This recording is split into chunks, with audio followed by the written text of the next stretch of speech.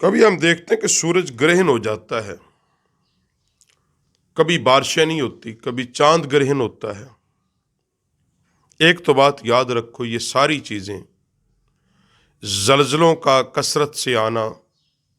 سورج گرہن ہونا، بارشوں کا نہ آنا، یہ بے وقتی بارشوں کا آ جانا، بے موسمی بارشوں کا آ جانا، یہ علامت ہے کہ اللہ اپنے بندوں سے ناراض ہے۔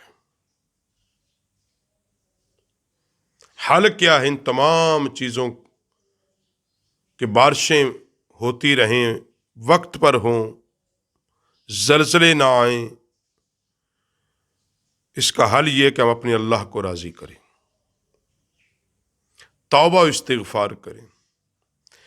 کثرت عبادت کو لازم کر لیں، گناہوں کو چھوڑ دیں، گناہوں سے بچ جائیں، گناہوں سے روکنے والے بن جائیں۔ اس لیے نبی کریم صلی اللہ علیہ وسلم نے فرمایا کہ جب سورج گرہن، حضور کا عمل تھا کہ صلاۃ الکسوف حضور ادا کرتے، 2 رکعت نماز پڑھنا سنت مؤکدہ ہے، آپ 4 بھی پڑھ سکتے ہیں۔ اذان اور اقامت نہیں جیسے عام نوافل پڑھے جاتے ہیں، مگر ان کے اندر قرات لمبی کی کرنی چاہیے، بلکہ نبی علیہ الصلوۃ والسلام طویل قرات کرتے، یہاں تک کہ سورج روشن ہو جاتا جب سورج کو گہن لگتا، رکوع اور سجود اس کا لمبا کرتے، اللہ کی تسبیح کرتے، زیادہ سے زیادہ رکوع اور سجدے کے اندر تسبیحات پڑھتے رہتے، اور جب سرکار وہ نفل پڑھ چکے ہوتے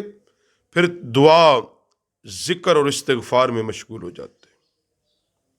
اسی چیز کی تلقین حضور صلی اللہ علیہ وسلم صحابہ کو کرتے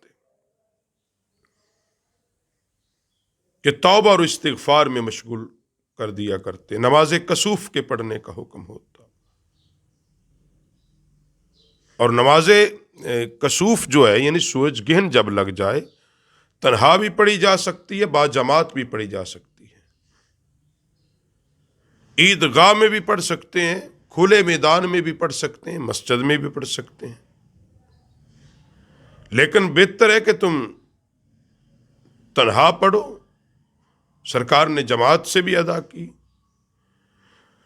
صدقہ خیرات کرو، لیکن ہم انتظار نہ کریں کہ سورج گہن کا یا زلزلوں کا، اس سے پہلے ہم اللہ کی بارگاہ میں جھکیں۔ جیسے اب ہر انسان کہہ رہا ہے کہ اس سردی کے موسم میں بارش نہیں ہو پا رہی، کیا بنے گا؟ بھائی اللہ کے حضور جھک جاؤ، اپنے اللہ کو راضی کرو، جب وہ تم سے راضی ہو جائے گا پھر تمہارے لیے اپنے رزق کے، اپنی نعمتوں کے دروازے کھول دے گا۔ اور جب کبھی یہ بارشیں ہوتی بھی ہیں، نبی علیہ السلام نے فرمایا کہ اگر زمین پر بچے اور جانور اور یہ درخت نہ ہو تو شاید اللہ بارشیں نہ بھیجے، اگر کچھ مل رہا ہے تو ان کمزوروں کے تصدق سے ہمیں تو مل رہا ہے، ورنہ ہمارے عمل کیا ہیں وہ آپ کے سامنے۔ کہنے کو ہم ساری نیک ہیں، میں بھی نیک ہوں، آپ بھی نیک ہیں،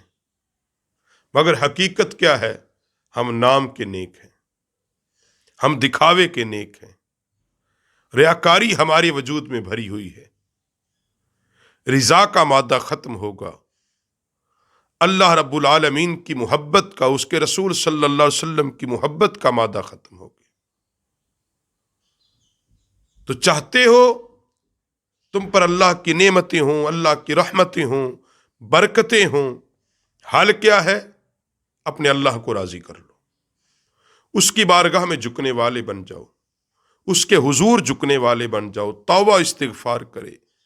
اور یہی بات ہے کہ سارے مل کر مسلمان اللہ کی بارگاہ میں توبہ و استغفار کریں، چند دن نہیں گزریں گے امت کو عروج نصیب ہو جائے گا۔